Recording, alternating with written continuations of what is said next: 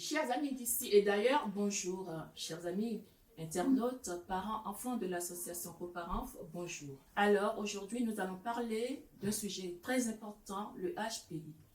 Le HPI dont on parle rarement, n'est-ce pas, dans nos quartiers populaires, nos quartiers sensibles, mais de l'autre côté, nos enfants en sont victimes. Ils en sont victimes parce que le diagnostic peut-être n'est pas fait ou est peut-être fait. J'en parlais avec M. Kodja au téléphone. Alors, on s'est lancé un défi aux parents de travailler un peu sur ce sujet. Monsieur Kodja, je vais vous laisser vous présenter. Donc, bonjour, je suis Augustin Kodja. Je suis enseignant et je suis très intéressé par le sujet du haut potentiel intellectuel, HPI, c'est ceci. Lors d'une discussion que nous avions eue, on était arrivé à aborder ce sujet et à essayer de voir si dans les quartiers, ce sujet était abordé, quels étaient les ressorts, et on n'avait rien trouvé du tout. D'où l'objet de cette conférence, de la conférence de cet après-midi. Merci. Merci d'être venu à la Courneuve pour nous parler de ce sujet que je disais tout à l'heure m'intéresse beaucoup parce que mes enfants, un particulier, est vraiment frappé de ce sujet et après enquête, effectivement, j'ai vu que beaucoup de parents sont démunis d'informations par rapport à ça. Monsieur Kodja, déjà, vous pouvez nous dire ce que c'est que le HPI? Comme je le disais tout à l'heure, c'est le haut potentiel intellectuel. Et le haut potentiel intellectuel est défini par une situation dans laquelle un enfant est différent des autres. Il faut bien le préciser, différent des autres. On parle de haut potentiel intellectuel, d'autres parlent de précocité. On parle aussi des zèbres, donc c'est ce qu'on a, mais ce qu'on entend souvent et qui pose tout le problème aujourd'hui, on les appelle des enfants surdoués. Et le fait même de les appeler surdoués, ça pose déjà le diagnostic de la situation parce que quand on dit surdoués, ça veut dire qu'ils sont plus doués que les autres enfants. Et c'est là le premier problème sur lequel il faut se questionner. Je sais que nous allons venir sur un diagnostic et sur une solution, mais le haut potentiel intellectuel est défini de façon très simple selon les pays. C'est très simple partout, mais en France, on devient un haut potentiel quand on a un coefficient intellectuel, ce qu'on appelle un QI, au-delà de 130. Donc les QI sont mesurés par un certain nombre d'indicateurs et chaque pays a un indicateur spécifique. Il y a des pays où c'est 90, il y a des pays où c'est 110, mais en France, c'est 100. La moitié des Français, donc, ont un QI, donc un coefficient intellectuel, à peu près entre 90 et 100. Et à partir du moment où on dépasse 130, on devient un haut potentiel intellectuel. Et les hauts potentiels intellectuels, les surdoués ou les zèbres, comme on les appelle, sont très très peu. Ce qui pose les problèmes que nous avons évoqués cet après-midi. Quels sont les symptômes? Avant même de parler des symptômes, j'aimerais bien évidemment préciser une chose. Je ne suis pas un psychothérapeute, je ne suis pas un psychologue, je suis un enseignant. Je connais la problématique parce que ça m'a interpellé dans mes classes et aussi autour de moi et des personnes que je connais qui ont fait face à cette situation. Donc, il était important pour moi de me poser cette question et de savoir comment on accompagne les élèves sur ce principe. Alors, qu'est-ce qui se passe quand on est haut potentiel? Premièrement, il faut poser un prérequis. Comme je viens de le dire, c'est statistique. Ça veut dire que, très simplement, pour être un haut potentiel, c'est pas par décret ou ça ne se voit pas. Quand on dit 130, Ça veut dire qu'il n'y a que les personnes qui se sont fait détecter qui peuvent savoir s'ils sont haut potentiel ou pas. Mais dans la vie courante, on voit tout de suite. Les enfants qui sont haut potentiel ont beaucoup de difficultés. Je vais y revenir, bien évidemment. Mais je vais poser ce prérequis pour dire que tout ce que je vais dire cet après-midi va concerner non seulement, va concerner non pas un diagnostic médical, mais ça va être un diagnostic dans la vie de tous les jours, ce que vivent les mamans, ce qu'on vit au quotidien quand on a dans sa classe un enfant qui a haut potentiel et quand on vit en tant que mère, père, avec un enfant qui a un haut potentiel. C'est ça qui est important pour nous, entre coparents et moi qui suis enseignant. Donc, je pose ce prérequis. La deuxième chose que je vais dire, c'est à quel moment on peut considérer qu'un enfant est un haut potentiel ou un zèbre, comme on dit. C'est au-delà des statistiques, parce que les statistiques viennent après. On considère que jusqu'à 110, on est moyennement doué, et à 130, vous voyez, et celui qui a 129, il est quoi? Donc, c'est là que la question se pose. L'enfant qui a 129, est-ce qu'il est haut potentiel ou il n'est pas? Et l'enfant qui est à 131, il devient quoi? Et à partir de ce moment jusqu'à 140, là, les complications se présentent.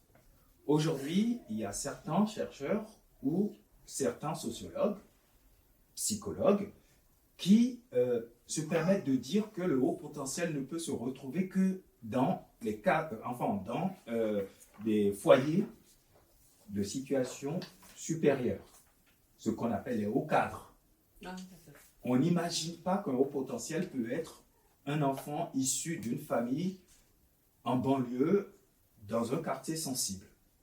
On n'imagine pas qu'on peut trouver un enfant haut potentiel dans une famille où on n'a pas la capacité intellectuelle, comme si le haut potentiel ne peut pas être génétique. C'est très important à savoir. Et c'est ça qui donne un sens aujourd'hui à ce que nous sommes en train d'échanger. Un haut potentiel, un enfant haut potentiel peut naître de n'importe qui, n'importe où. Il peut naître d'une famille de paysans comme il peut naître d'une famille d'ingénieurs. Donc, il faut déjà circonscrire ça avant d'aborder tout le reste de ce que nous allons, l'échange de cet après-midi. Il faut bien cadrer la chose. C'est génétique. Et dans la même famille, vous pouvez avoir 5 enfants et il y a un seul qui va être haut potentiel. Ce qui veut dire que c'est une sorte de situation qui vous tombe dessus. Et personne n'est préparé pour gérer un enfant qui a un haut potentiel. Un enfant surdoué. Certains les appellent des génies, mais en réalité, ces génies qu'on voit, c'est-à-dire on les appelle des génies pour ne pas s'en occuper. Parce que eux, ils sont génies, donc ça va. Ils sont génies par rapport aux autres enfants. Eux, ils sont génies, ils vont toujours s'en sortir. Mais ce sont des enfants qui souffrent. Et je vais vous dire un truc, et là, je commence à aborder un peu plus ce diagnostic, mais je vais y revenir.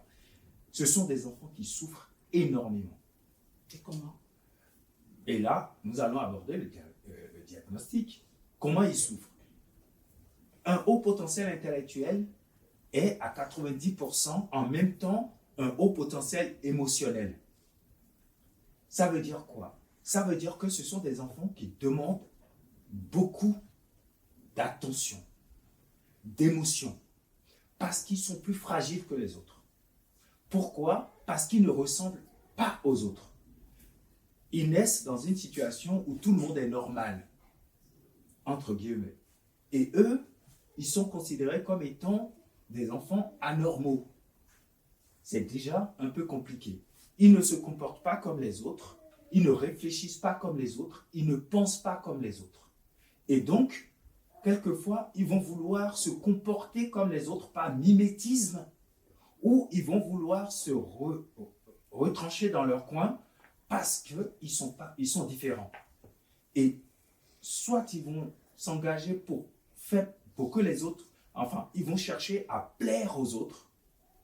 Et dans ce cas, ils commencent à faire des conneries. Tout simplement parce qu'ils veulent se faire accepter. Parce qu'ils sont déjà différents à la base. Regardez dans la vie de tous les jours. Quand vous êtes différent des autres, vous avez déjà pas mal de problèmes. Et ces enfants sont différents par leur propre naissance. Donc, le problème qu'ils ont, qu'ils n'ont pas choisi, c'est à travers leur naissance. Intellectuellement, ils sont très rapides. Maintenant, quand on dit intellectuellement, ça n'a rien à voir avec le problème scolaire. Donc, toujours dans le diagnostic, pour les repérer, vous allez voir que souvent, ce sont des enfants sur le plan de l'élocution, sur le plan du verbe, qui vont toujours aller chercher comment s'exprimer et être très curieux de ce qui les entoure. Quand on voit les enfants au potentiel, souvent, ceux qui sont encadrés, qui ont les parents pour les accompagner, ils vont être très forts dans les matières scientifiques, mais aussi dans les matières littéraires. On les voit aussi dans les arts, dans le design et ainsi de suite. Dans le même temps, ce sont des enfants qui vont être très capricieux, difficiles à cerner. Dans la famille, ils vont être curieux, aller chercher pas mal de choses que les autres ne maîtrisent pas. Ils seront intéressés par des choses qui ne sont pas dans leur environnement immédiat. Quand tout le monde fait quelque chose, lui, il va faire un truc différent. Et on commence par le molester, on va le gronder, on va lui dire, mais arrête, tu fais toujours ceci, tu fais toujours cela. Et soit il va se refermer, ou soit il va chercher à tenir tête à tout le monde. Dans les deux cas, il est singulier. Donc, ce qu'il faut retenir, c'est qu'un enfant au potentiel, c'est un enfant singulier. Quand il est dans un environnement où les parents ont la capacité de nourrir sa curiosité, il est accompagné. Mais quand il est dans une famille où les parents ne sont pas capables de nourrir sa curiosité, de lui mettre dans la main des livres, de lui mettre dans la main des choses qui vont occuper sa tête, il va aller chercher. Il peut aller les chercher n'importe où. D'où, dans nos quartiers, dans les zones sensibles, il peut aller chercher dans des endroits où il ne devrait pas. Et c'est là que ça devient dangereux. Toujours dans le sens du diagnostic, et pour toujours cadrer avec nos quartiers, un enfant qui a haut potentiel, au-delà d'aujourd'hui, les statistiques que nous avons, il n'y a pas de statistiques aujourd'hui qui arrivent à ségréguer, c'est-à-dire à séparer la globalité des recherches qui ont été faites sur les parents qui savent ce que c'est qu'un enfant a haut potentiel. Dans nos quartiers, on ne sait pas. Et c'est ça qui est dangereux. C'est-à-dire, vous avez un enfant, un parent une famille monoparentale, une famille qui est déjà en difficulté, une famille qui ne sait pas. En plus de ça, je rajoute, et je prends l'exemple que je connais, une famille africaine par exemple, chez les Africains, un enfant qui est différent, on considère que c'est un enfant capricieux. Un enfant qui se comporte mal à l'école, on va le gronder. Personne n'irait voir un psy. Aller voir un psy, déjà chez nous, c'est comme si on était fou. L'enfant est fou. Ça ne va pas. On n'a pas la spontanéité de dire, quand ça ne va pas, il faut se faire accompagner, il faut aller voir quelqu'un. Aller voir quelqu'un, dans notre tête, c'est dangereux. Et donc, on n'offre pas à ces enfants la capacité d'être dépistés. C'est ce que vous nous dites, M. Kodja, est très très important pour l'association Coparents en ma personne, nous qui accompagnons, nous qui faisons, n'est-ce pas, de soutien accompagnement à la parentalité pour lutter contre le décrochage scolaire. Si je peux me permettre d'imaginer ou bien de dire que le taux de décrocheurs que nous avons dans les quartiers populaires, on peut supposer qu'il y a des HPI dedans. Bien sûr, aujourd'hui, je ne vais pas amalgamer, parce que dans le décrochage, il y a beaucoup de choses. l'éducation nationale aujourd'hui combat le décrochage et on essaye des choses. Sauf que, en faisant mes recherches pour cette conférence, je n'ai trouvé nulle part, mais vraiment nulle part, où on a essayé de rechercher dans les solutions qui sont proposées. Je n'ai pas vu quelque part cette capacité de penser que dans les quartiers, il pourrait y avoir des enfants HPI. Quand j'ai commencé mon propos, j'avais indiqué que certains chercheurs, et je ne partage pas, n'ont pas pensé qu'il pourrait avoir des enfants HPI dans les quartiers. Comment voulez-vous alors qu'on aille chercher dans les décrocheurs un symptôme de HPI? Donc, en ce qui me concerne et de ce que j'ai comme connaissance de ce milieu, on ne va pas chercher dans ce sens, on va chercher dans leur situation familiale, en cherchant, en allant comprendre les difficultés que l'enfant rencontre chez lui. Le papa est parti, est-ce que la maman arrive à gérer? Et vous, comme association, vous n'avez pas autant de poids aujourd'hui pour peser dans le débat sur ce genre de choses. Et c'est justement pour ça que j'ai accepté d'animer cette conférence aujourd'hui en disant il faut aller chercher dans ce sens parce que parmi les enfants décrocheurs, il pourrait avoir des enfants qui tout simplement ne se reconnaissent pas dans le système éducatif comme il est présenté aujourd'hui. Et les enfants dont les parents ont les moyens, où est-ce qu'on les met? Dans des écoles privées hors contrat. Maintenant, un enfant comme ça, qui a les mêmes problèmes que le fils de l'ingénieur ou des enfants qui sont issus d'une catégorie supérieure, on leur trouve une solution. Mais un enfant comme ça, on va dire tout simplement, il est ascolaire. Et point barre, on ne va pas chercher plus loin que ça. Or, en allant un peu plus loin, on peut retrouver aussi dans ce même enfant qu'il a justement ce type de symptômes. Je parle de ça en tant que symptôme, tout simplement parce que tout le monde pense que c'est une chance pour un enfant d'être haut potentiel. Ça pourrait être une chance. Ça pourrait être une chance d'avoir un enfant que d'ailleurs certains appellent un génie. Mais le génie ne s'exprime que quand on l'accompagne. Absolument. Après, le génie devient une maladie. Cette puissance qu'ils ont, comme le dirait Baudelaire dans son poème qu'il a appelé l'Albatros, son aile de géant l'empêche de voler. Il est grand et ça le tue. Et c'est ça le vrai problème. Et la problématique, ce n'est pas seulement dans les quartiers, mais c'est ça la problématique des enfants qui ont un haut potentiel intellectuel.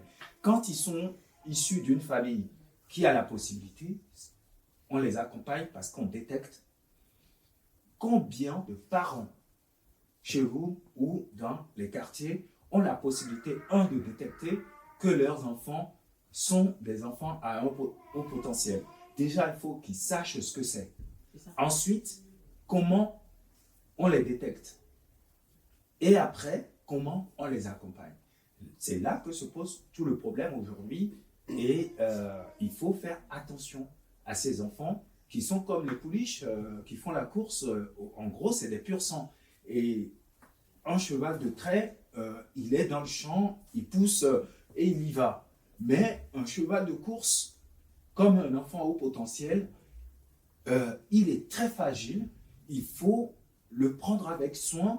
Il faut pouvoir, dans la famille, savoir le récupérer, lui apporter une attention particulière. La vie n'est déjà pas facile dans les quartiers sensibles. Et comment gérer un enfant en particulier par rapport aux autres enfants? Oui. Monsieur Kodja, je vais répéter encore la même chose. Vous savez, c'est les parents qui accompagnent les enfants dans leur parcours scolaire et dans leur quotidien. C'est vrai que vous enseignants aussi, vous passez énormément de temps avec nos enfants. Le parent qui n'est pas outillé par rapport à ce sujet.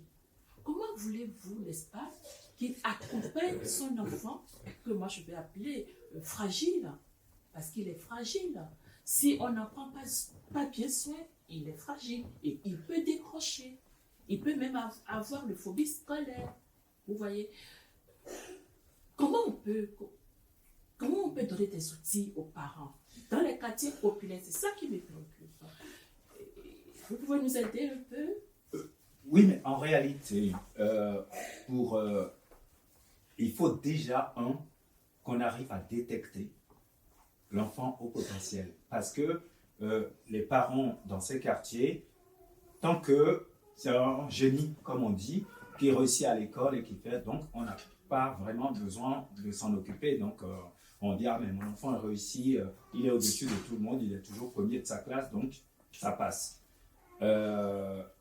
Il peut avoir aussi des freins un peu plus tard dans sa vie. Comment ces parents peuvent s'occuper de ces enfants? Premièrement, il faut savoir comment repérer un enfant. Donc, c'est ce que je n'ai pas eu de cesse de dire tout à l'heure.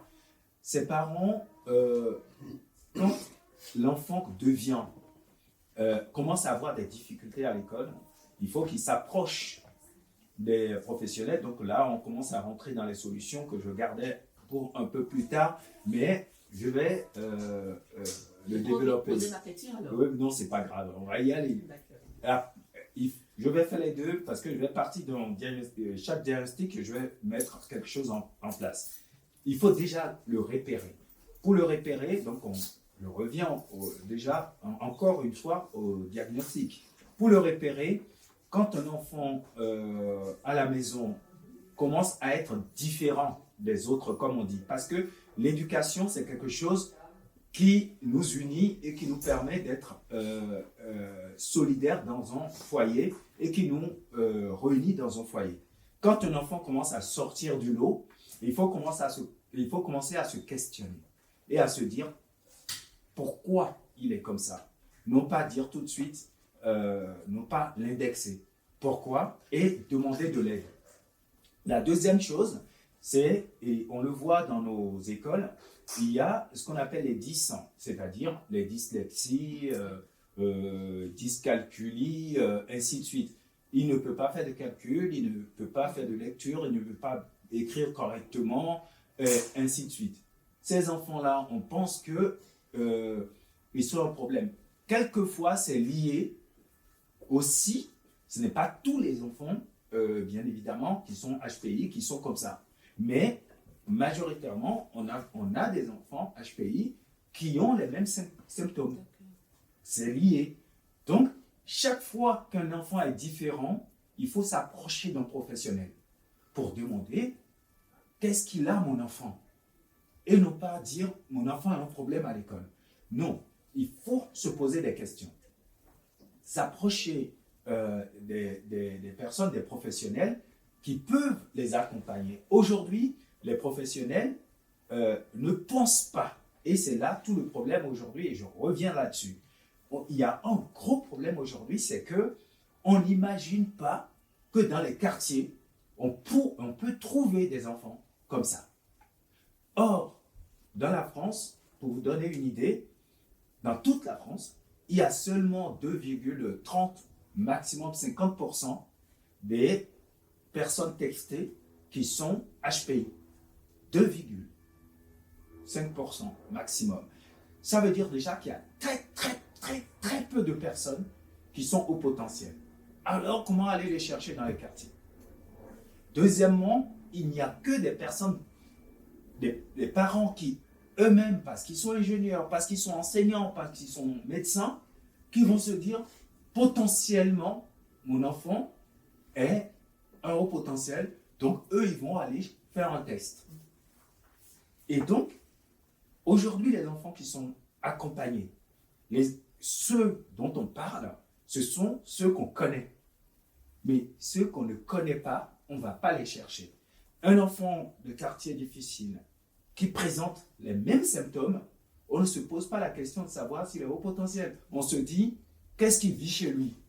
Est-ce qu'il mange bien? Est-ce que ses parents sont divorcés? Est-ce qu'il a un problème familial? Est-ce qu'il est issu d'une famille d'immigrés? Est-ce que sa mère parle bien français? Est-ce que son père parle français? Donc, on va chercher des situations périphériques. Bien évidemment, je fais une nuance parce que aussi à l'éducation nationale, il y a des psychologues qui arrivent à détecter ce type d'enfants, à proposer à ce qu'on les teste. Moi, dans ma classe, il y a un élève qui était, excusez-moi l'expression, insupportable. Vous ne pouvez pas le garder sur place 30 secondes. Certains enseignants ont considéré que, voilà, c'est des caprices, ça ne va pas, ainsi de suite. À un moment donné, dans une discussion avec les parents, lors d'une rencontre parents-prof, j'ai dit, est-ce que vous l'avez testé? Sa mère m'a dit, c'est quoi tester? J'ai dit, est-ce qu'il ne serait pas un haut potentiel? Elle ne savait pas ce que c'est, elle ne comprenait rien du tout. Eh bien, j'ai dit, mais approchez-vous de la psychologue et dites-lui que l'enseignant vous a dit ça. À partir de ce moment, la psychologue a dit, je ne sais pas, je ne comprends pas, amenez-le, on va discuter. Donc, il y a eu une discussion et tout. Et il a été testé, et ce gamin a été testé au potentiel. Maintenant, comment on le gère en classe? Oui, il est au potentiel, et alors? Dans l'école inclusive, aujourd'hui, nous avons des élèves qui sont au potentiel, et nous avons des élèves qui sont PAP. Donc, qui ont des difficultés d'autres formes qui ne sont pas forcément des formes de haute potentialité, mais d'autres formes. Il peut y avoir des élèves qui sont dyslexiques, il y a des élèves qui ont d'autres difficultés. Nous devons les gérer tous ensemble. À partir de ce moment, se pose le problème de qui accompagne et comment on accompagne.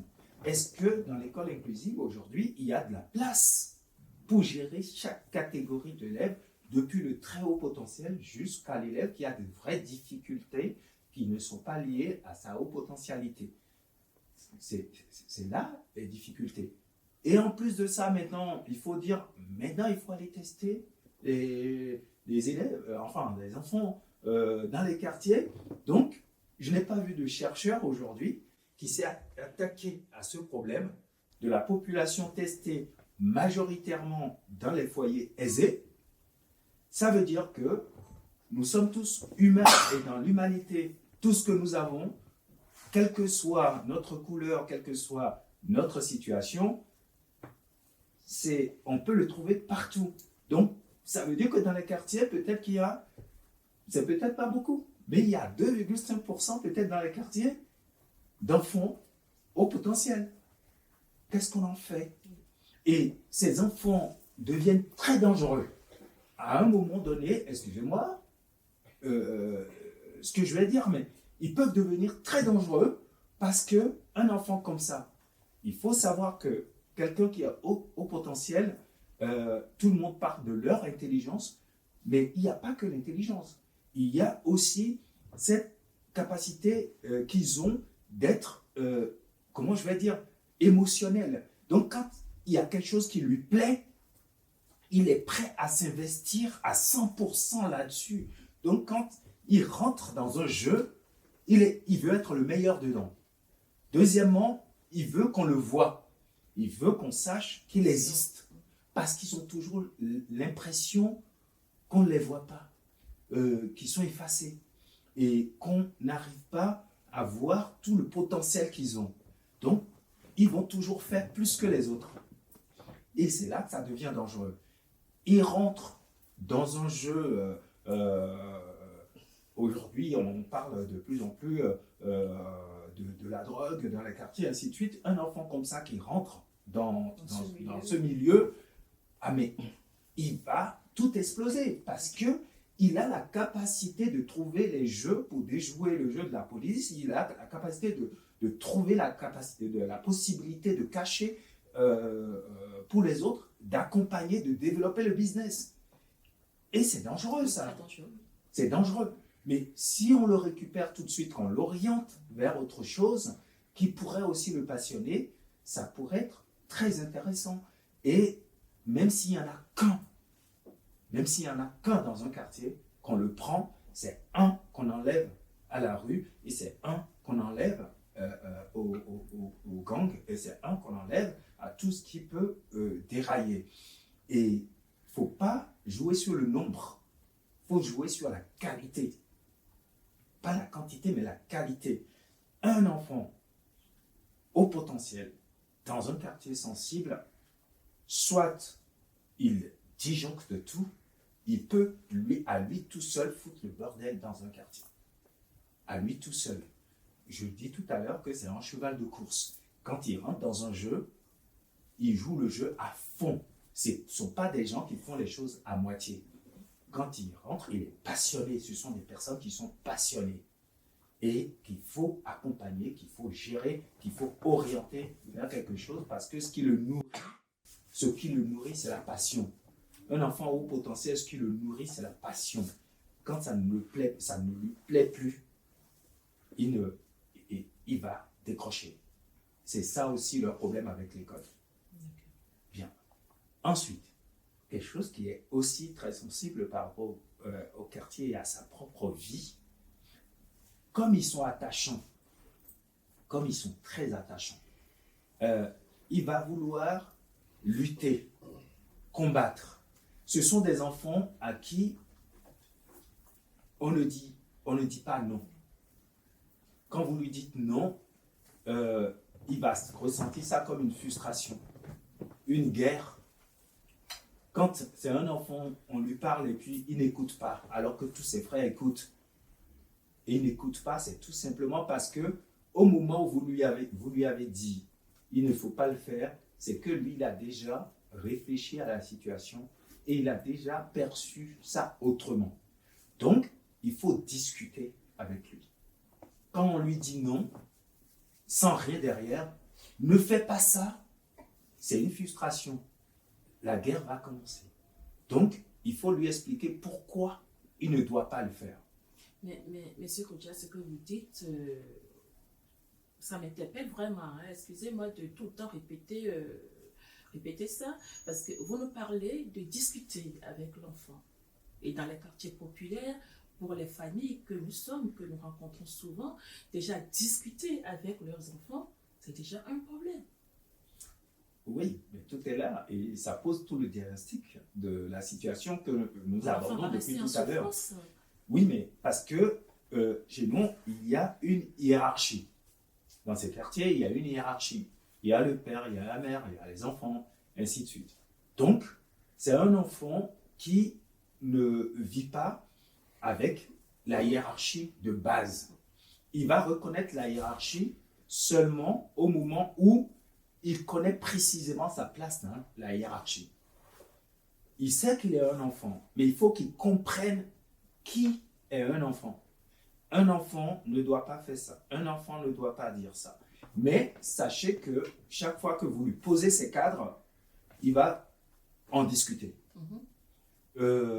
Mais je prends l'exemple des familles africaines.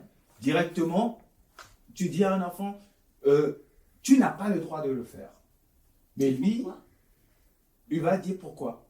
Ou soit il a peur de son père ou de sa mère, donc il ne dit rien, sauf que dans sa tête, tout ce qu'il ne dit pas travaille. Il ne faut jamais oublier que ce qu'il ne dit pas travaille.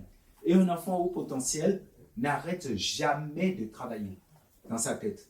C'est une machine. Dans sa tête, ça travaille. Il respecte ses parents parce qu'il veut être aimé par ses parents. Donc, il sait que chez nous, on ne doit pas le faire, donc il ne le fera pas. Par contre, ce qui n'a pas compris et intégré, il ne va pas y adhérer. Donc, il va se passer dans sa tête une sorte de balancier. Et dès qu'il a l'occasion, il va enfreindre cette règle. Je suis complètement d'accord avec vous sur cette ligne, parce que je le dis sur cette ligne, vraiment ce que M. Kodja dit, je suis complètement d'accord avec lui, parce que c'est le cas de mon fils que vous connaissez très bien. Et lui n'a pas été diagnostiqué. Et j'étais complètement dans l'ignorance du HPI. Je ne connaissais vraiment pas. Il a fallu M. Kodja pour m'expliquer ce que c'est que le HPI et comment l'enfant aussi peut se mettre en danger. Un HPI peut se mettre en danger. C'est vraiment lui qui m'a rassurée parce que je me suis confrontée à une situation comme ça. Et c'est exactement comme ça, quoi. Si moi, j'arrive à dire que je suis démunie devant cette situation, mais les autres parents, alors. Mais, déjà, les enfants qui sont diagnostiqués et que les parents sont des cadres supérieurs, eux-mêmes, ils sont démunis. Et j'en connais suffisamment pour en témoigner. Les parents sont démunis parce que déjà, même dans les foyers où c'est des cadres supérieurs, un enfant HPI a, comment je vais dire, une réalité propre à lui. Il a une réalité propre à lui. Quand nous sommes tous dans un environnement, dans cet environnement, lui, il perçoit l'environnement différemment de la façon dont les autres vont percevoir l'environnement. Nous sommes dans une famille, lui, il analyse la famille différemment de comment les autres enfants, les parents vont analyser la famille. Il essaye déjà de projeter quelque chose d'autre dans sa famille et au-dessus de sa famille quelquefois. Et à un moment donné, on pense, comme tout le monde dit que c'est des génies, lui ne se perçoit pas comme un génie. Lui se perçoit comme un enfant différent. Pas comme un génie, un enfant différent. Et je fais une parenthèse pour vous dire autre chose.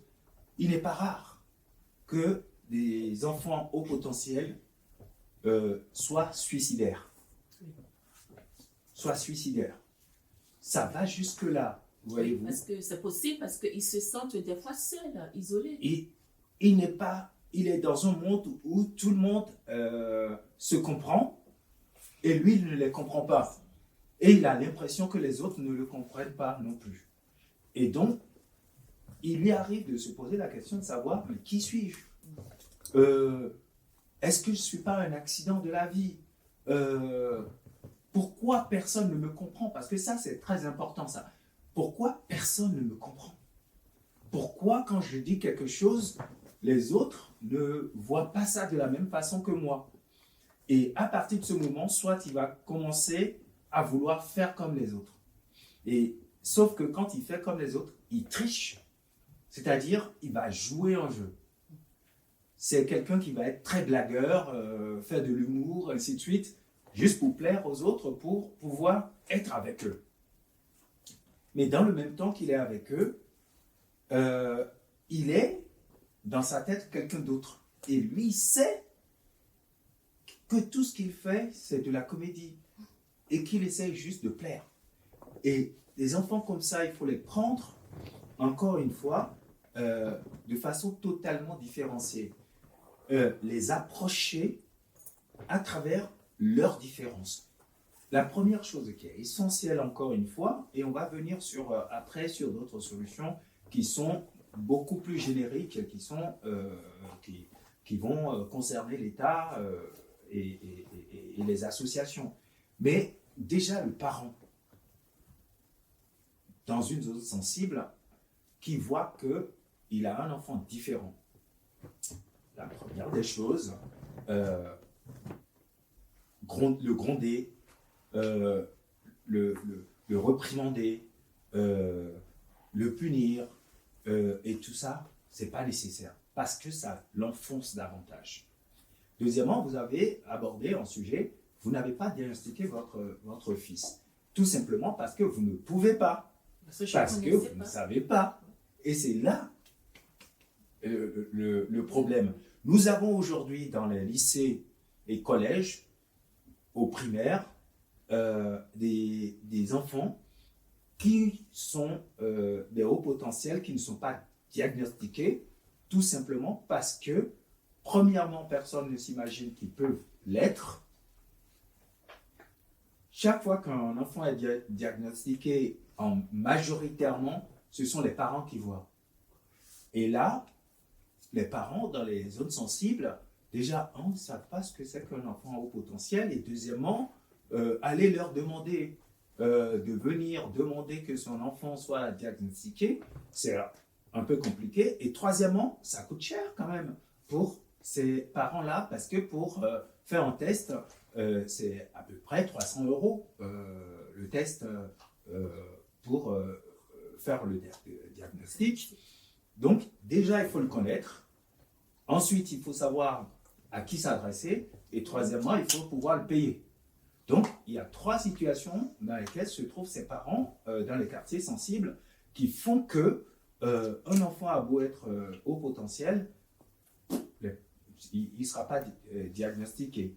Et la situation, beaucoup de ces enfants justement, et ça, on retourne encore une fois dans le diagnostic, quand ils deviennent adultes. Parce que là, depuis longtemps, on parle d'enfants. Un enfant au potentiel peut l'être aussi pour un moment et pas toute sa vie. C'est-à-dire, il y a des enfants entre la maternelle, C1, CE2, ainsi de suite, il est au potentiel, et après, en 6e et autres, cesse de l'être, il devient normal. Donc, c'est aussi un phénomène qui peut apparaître et disparaître aussi. Donc, il faut savoir ça. Et celui qui est au potentiel, mais vraiment sur la longue durée, donc le maximum des hauts potentiels, enfant qui est au potentiel, mais au maximum, quand il devient adolescent, il a déjà parcouru toute la période où il a eu dans sa façon de vivre, créé dans sa tête une façon de vivre sa différence. Parce qu'il ne faut pas oublier que ce sont des enfants qui vont vite et qui peuvent être très très autonomes. Certains pensent même qu'un enfant au potentiel peut être très stable émotionnellement, alors que quand on est au potentiel intellectuel, on est aussi parallèlement au potentiel émotionnel. Donc, c'est quelqu'un qui va commencer à gérer ses émotions très tôt, à pouvoir s'orienter, à pouvoir vivre sans les autres. Et quand il arrive à l'adolescence, il a déjà pris le pli. Il a déjà appris à vivre avec sa différence.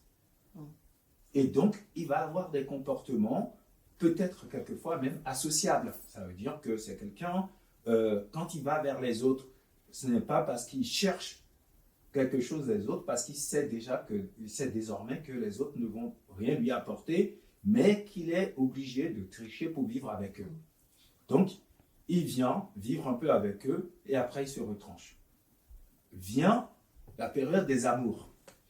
Comme ils sont au potentiel émotionnel, il peut avoir beaucoup d'échecs amoureux, ce qui crée encore une autre violence, parce qu'il va toujours, quand quelqu'un l'accepte, il va se trouver complètement investi dans cette relation et il va se dire au moins quelqu'un me comprend. Et quand la personne devient normale et que la vie commence à se présenter, il ne va plus se retrouver là-dedans. Il va chercher quelque chose que les gens appellent les sapios.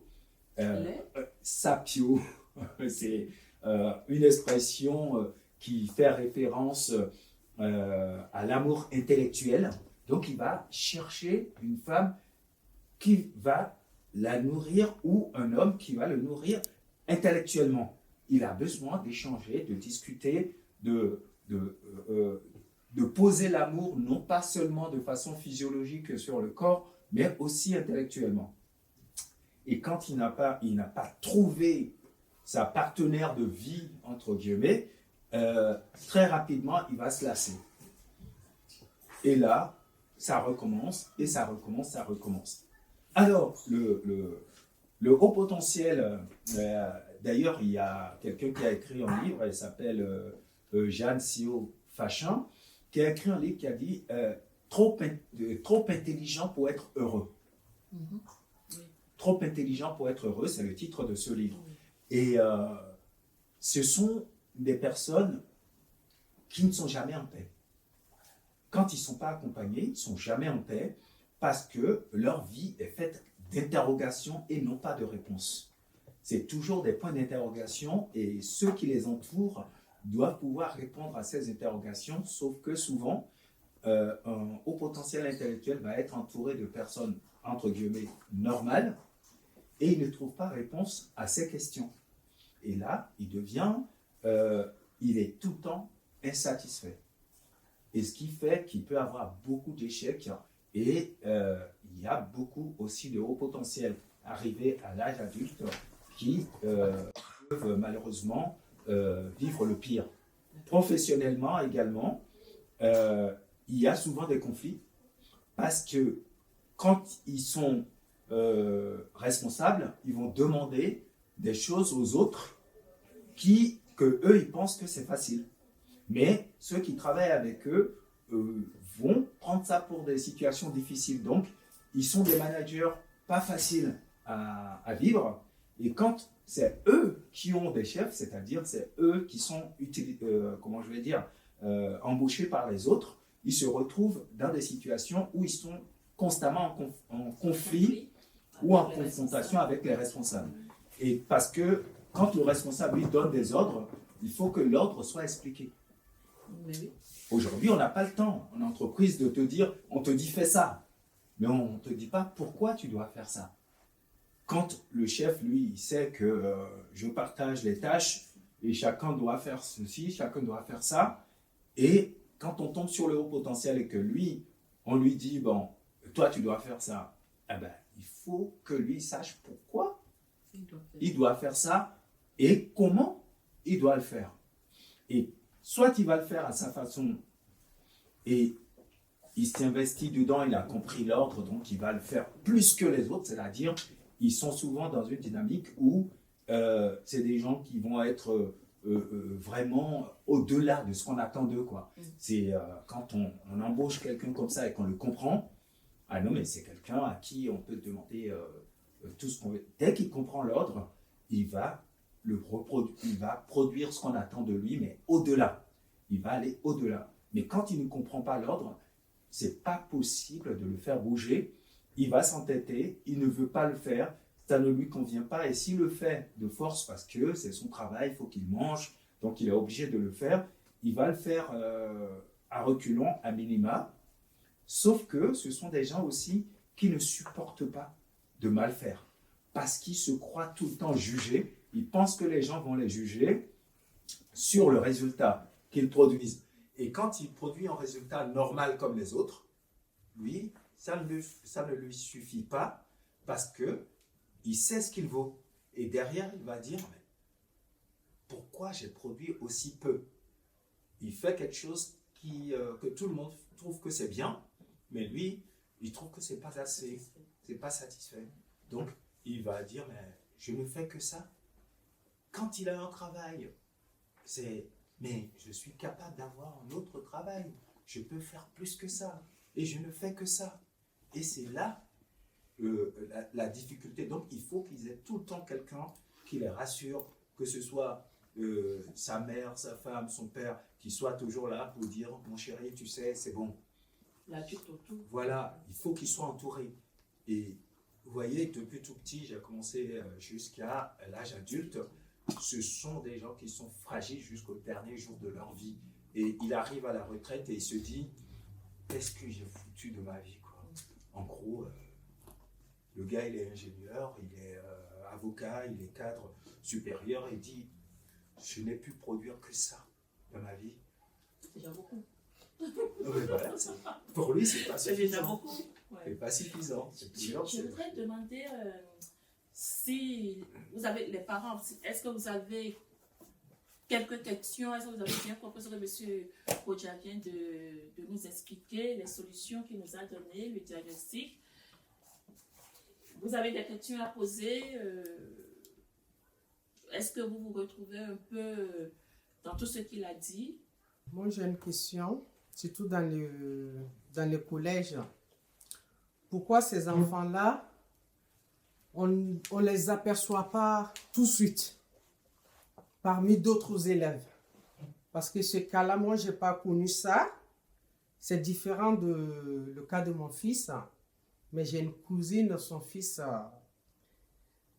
il est à Bordeaux, cet enfant-là a souffert de ça. Bon, comme sa mère m'a expliqué, elle n'a pas eu le temps d'observer son enfant tout de suite. Et dans l'école aussi, il avait des comportements. Il était toujours isolé, mais personne ne savait pourquoi l'enfant était différent. Peut-être, madame, quand vous êtes enseignante, peut-être vous pouvez nous en parler aussi un peu. Alors, effectivement, le problème des enfants au potentiel intellectuel, c'est qu'il faut absolument prévoir des contenus différenciés pour nous, parce qu'à un moment donné, en fait, il faut toujours se poser la question de qu'est-ce qu'il va faire dans la classe. C'est-à-dire que c'est l'élève qui va vous poser la question, qui va vous déstabiliser. Ou c'est l'élève qui va tout simplement traiter en 5 minutes l'activité que vous deviez faire aux autres. Donc il faut arriver à lui donner un rôle au sein de la classe. Et effectivement, c'est soit qu'il est diagnostiqué, soit vous-même vous avez perçu qu'il pouvait potentiellement être HPI. Et donc vous allez lui donner un rôle valorisant. Donc ça c'est beaucoup plus facile effectivement peut-être au collège.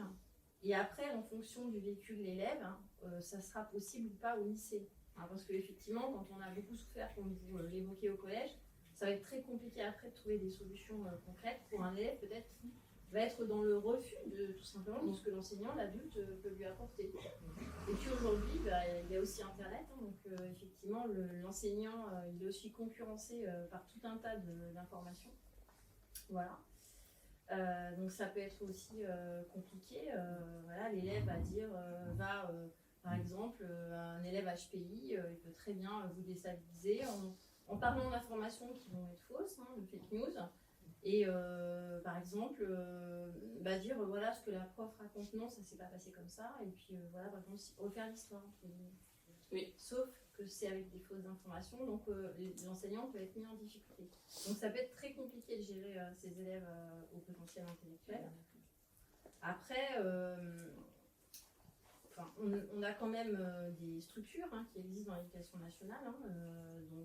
Par exemple, au lycée, collège Janson de Sailly, il y a des classes spécifiques. Lycée Janson de Sailly, alors ça c'est à Paris. Ah oui, d'accord, voilà.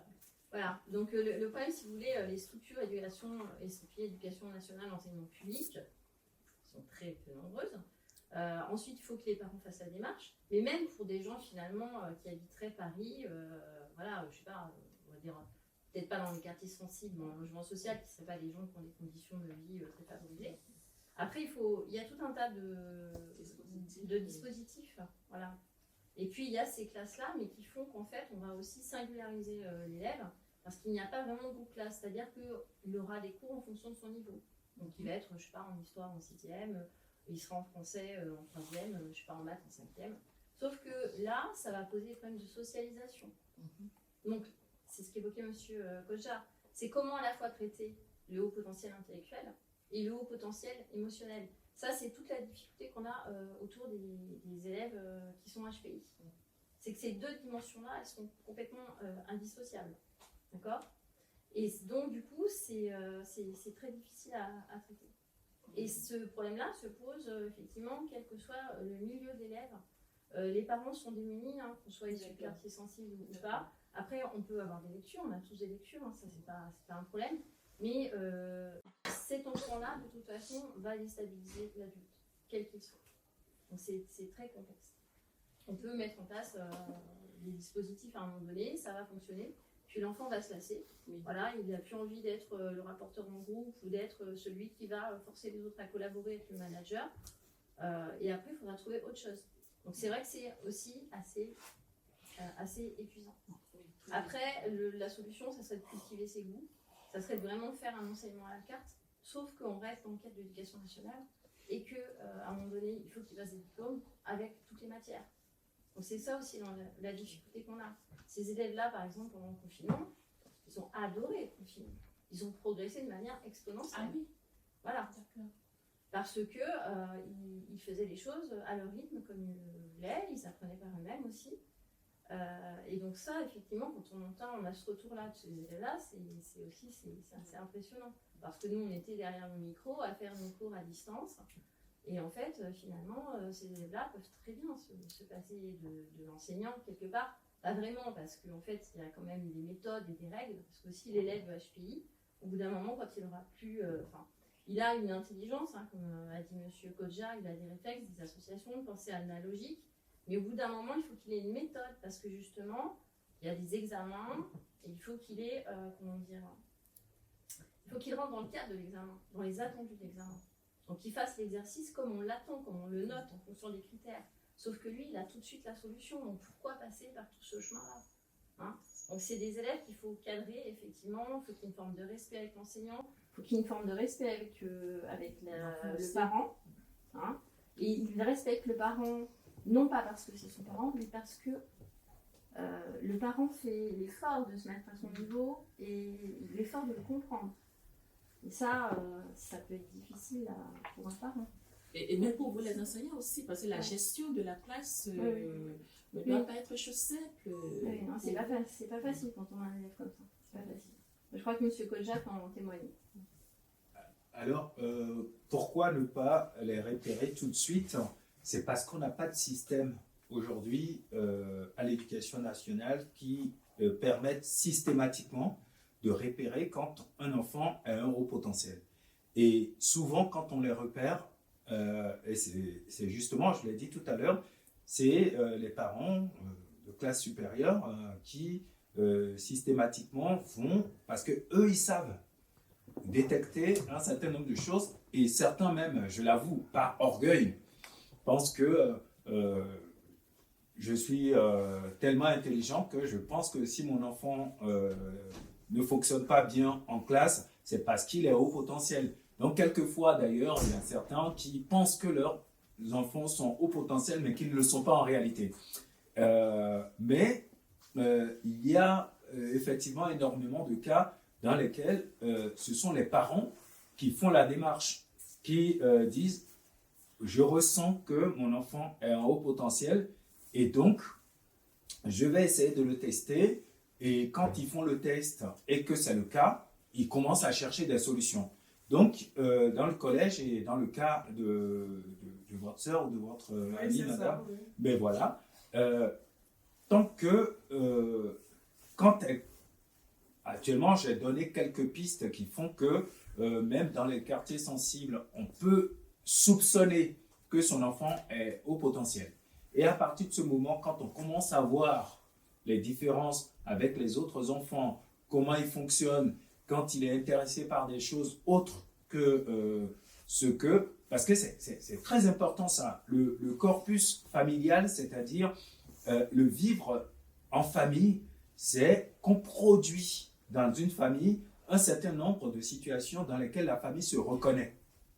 Un enfant qui commence à sortir de cette dynamique, cet enfant est rentré dans des groupes qui fait qu'il n'est plus compris, enfin il ne veut plus comprendre sa famille, ou soit il ne se sent plus dans la famille.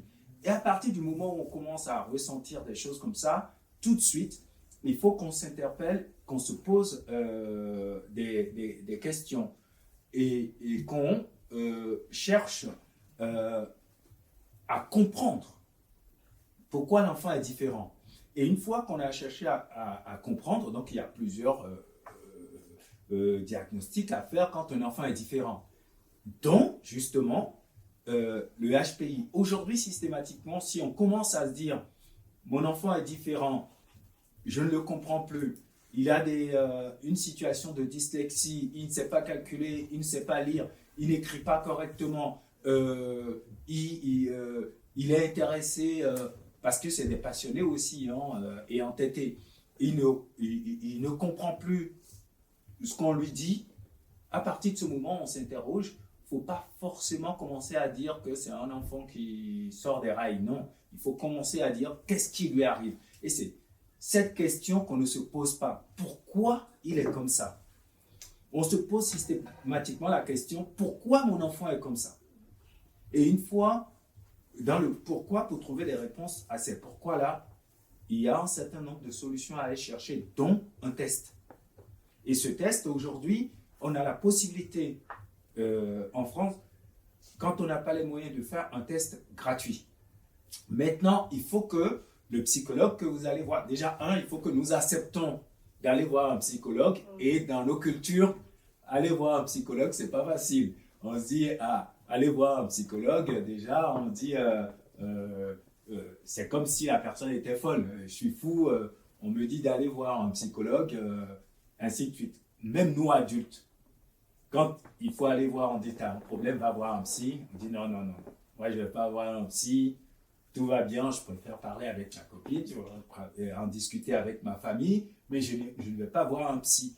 Si, on peut aller voir un psy pour un enfant, l'amener chez un pédopsychologue pour essayer, ne serait-ce que, parce qu'avant de passer au test, comment je vais dire, pour tester son QI, il y a d'autres diagnostics qu'on fait avant. Donc, eux, ils vont interroger un certain nombre d'indicateurs pour voir pourquoi l'enfant fait ça, est-ce qu'il a d'autres problèmes que ce problème-là. Mais au moins, ça permet de le mettre sur les rails. Et c'est très important, ça. Donc, ça rejoint les solutions que j'ai réservées. Systématiquement, sortons un peu de notre culture, de nos traditions, et dire que nos enfants, qu'ils soient nés ici ou qu'ils soient amenés ici, à un moment donné, un être humain fonctionne comme un être humain. Quel que soit l'endroit où il est né, un être humain fonctionne comme un être humain. Et nous avons des choses en commun, quelles que soient nos cultures, nos traditions. Et ces choses en commun font partie de nous de façon complètement physiologique. Comme le chat va dire miaou, c'est pareil pour un humain. Il y a des animaux qui marchent à quatre pattes et nous marchons sur deux pieds. Pourquoi est-ce que nos têtes ne peuvent pas fonctionner de la même façon? Donc, c'est ça la question qu'il faut se poser. Il n'y a pas de honte à ça. Deuxièmement, moi je connais une histoire dans laquelle on avait demandé au père qu'on va sauter de classe à son enfant parce qu'on estime, sans tester l'enfant, on a estimé que l'enfant était très en avance par rapport aux autres. Et il dit, mais moi jamais, on ne saute pas de classe à mon enfant. Parce que chez nous, on ne fait pas appui, on ne va pas appuyer l'enfant. Chez nous, on ne triche pas. Mon enfant est plus intelligent que les autres, il va démontrer. Il a fait perdre une année comme ça à l'enfant qui ne s'en sentait plus du tout dans la classe, qui est au-dessus des autres, qui ne peut plus suivre. Et c'est aussi simple. Donc, vous voyez, c'est aussi culturel. Pour lui, sauter une classe à son enfant, c'était comme s'il trichait. Il dit, chez nous, on ne triche pas. Il doit faire comme les autres. Monsieur, c'est pas tricher. Votre enfant n'a plus le niveau d'être là. On va l'amener. Il dit non, jamais. Tout ce qu'on a dit, il a dit non. On ne saute pas de classe à mon enfant.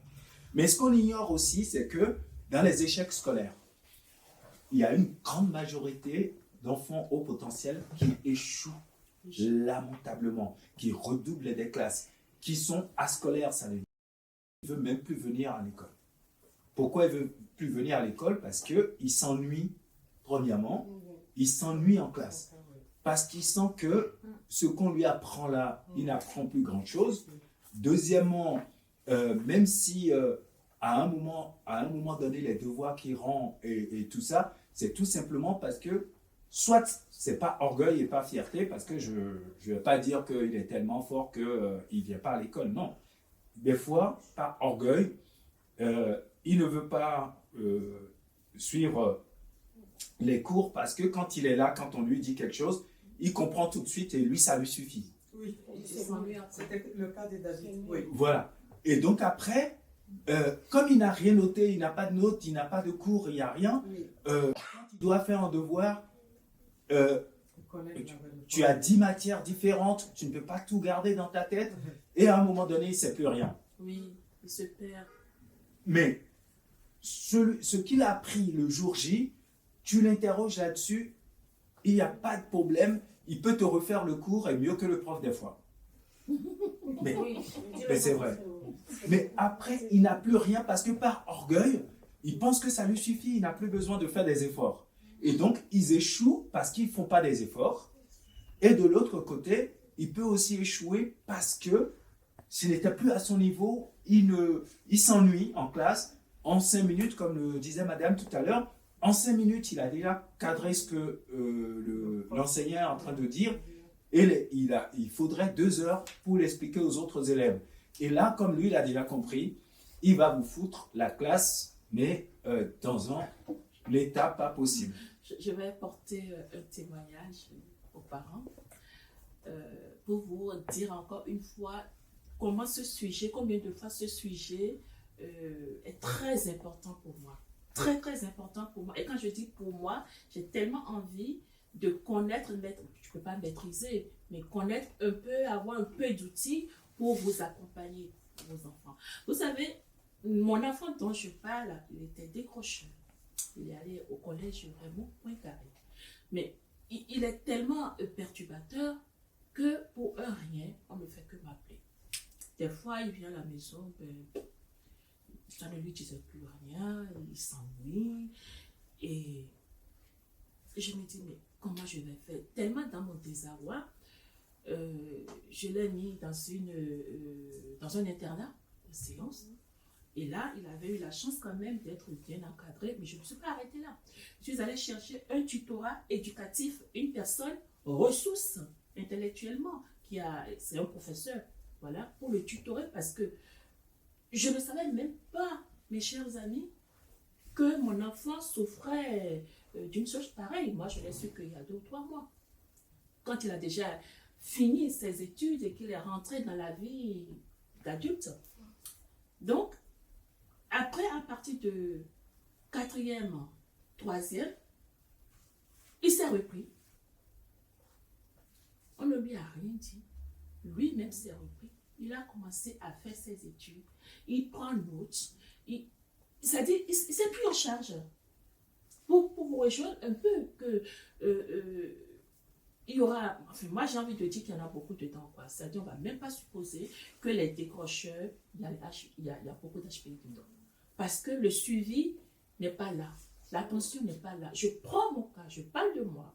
Vous voyez, si je n'étais pas un peu, je n'avais pas un monde autour de moi pour me donner un peu de ressources, pour les accompagner aussi, peut-être qu'aujourd'hui il serait un décrocheur.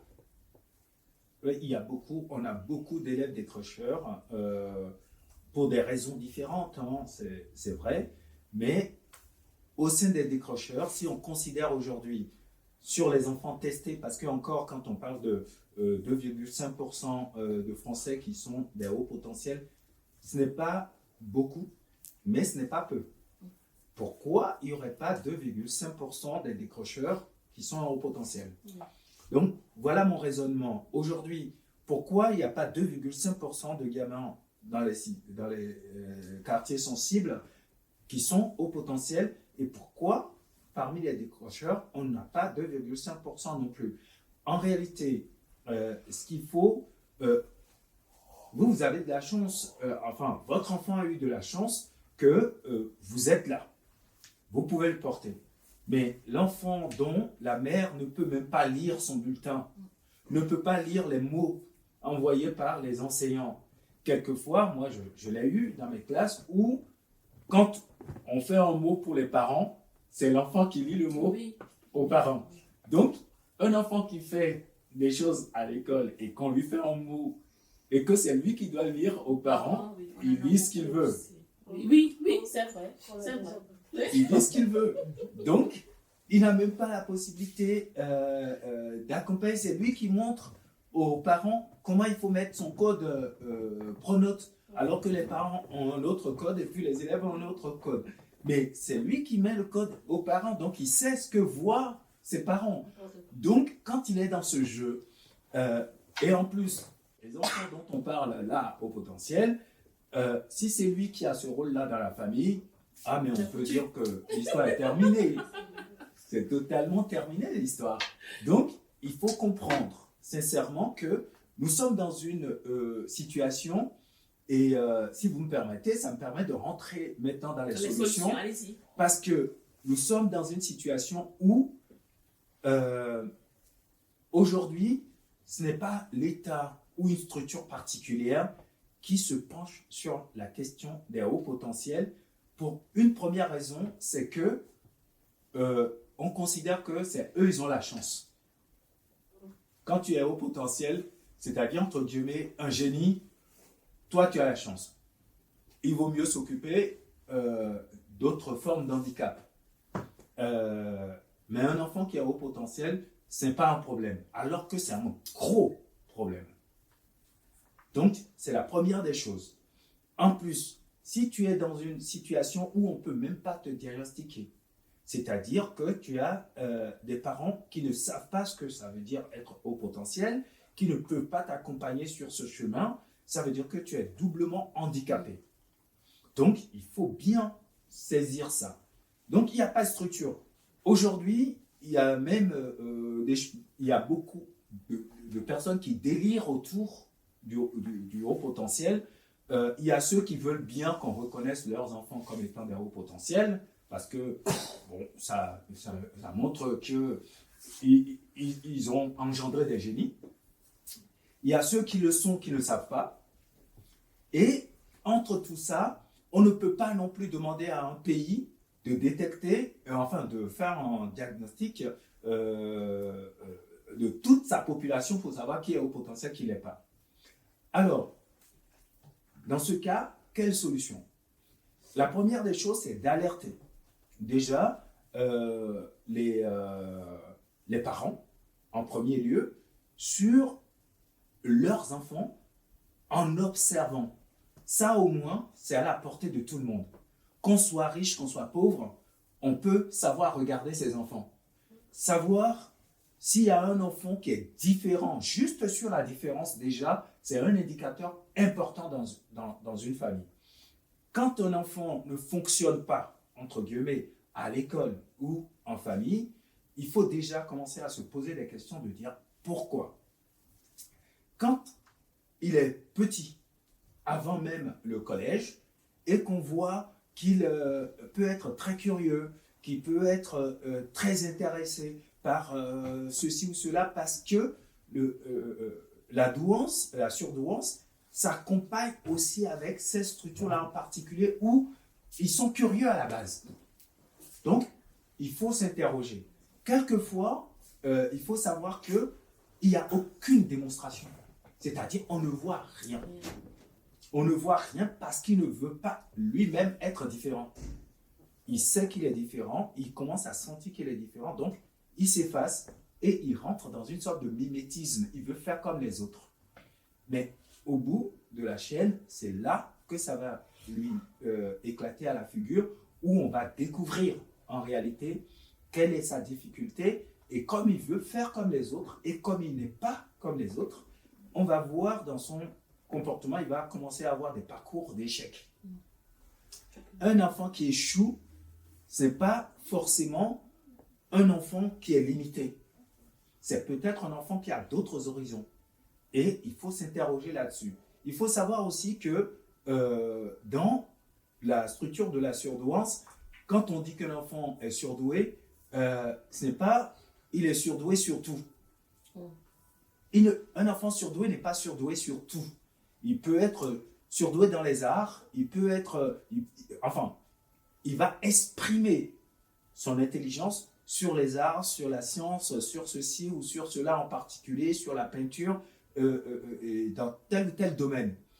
C'est ce qui fait qu'on a l'impression que c'est souvent les enfants qui sont issus de cadres supérieurs, parce que très tôt, quand on a compris qu'il y a un enfant qui est doué dans HPI, les parents vont commencer à l'accompagner dans son domaine. Mais dans les quartiers sensibles, comme déjà on ne sait pas ce que c'est et que l'enfant est intéressé par ça alors que nous on veut qu'il aille à l'école, mais lui il n'est pas intéressé par l'école, il est intéressé par la chanson, on ne l'accompagne pas là-dessus. Donc voilà là où se joue le rôle des parents à la base, de savoir qu'on peut être doué dans plusieurs domaines. Mais une personne qui est douée n'est pas douée dans tout. Tout le monde ne peut pas aller à la NASA. Tout le monde n'est pas doué en mathématiques. Tout le monde n'est pas doué en physique. Mais il peut être doué en langue. Il peut être doué en histoire. Il peut être doué dans les arts. Et c'est là où on arrive à le cultiver qui va montrer sa puissance. Mais pour cela, il faut savoir déjà quelle est sa sensibilité. Donc, tester. Donc, les parents doivent retenir ça. Tester son enfant quand on commence à sentir qu'il est bizarre. Entre guillemets, parce qu'on les appelle aussi les enfants bizarres. Quand je sens que mon enfant est bizarre, je vais m'approcher des structures comme coparents pour dire, lui là, il est bizarre. Comment vous pouvez m'aider? Donc ça, c'est important pour les parents. La deuxième chose, c'est, et ça, je parle encore à coparents, approcher les structures de l'éducation nationale parce que, quoi qu'on dise, il y a des psychologues scolaires. Il y a des structures au niveau de l'éducation nationale qui peuvent accompagner ce type d'enfants. Sauf qu'aujourd'hui, quand il y a des décrochages, et aussi il y a des parents qui abusent, donc, au niveau de l'éducation nationale, quand ton enfant embête tout le monde en classe, ils viennent, ils disent c'est parce que il est surdoué, il est hypersensible, il est ceci. Non, c'est pas systématique. Mais recherchez, accompagnez, donc vous, association, accompagnez les parents dans ce sens.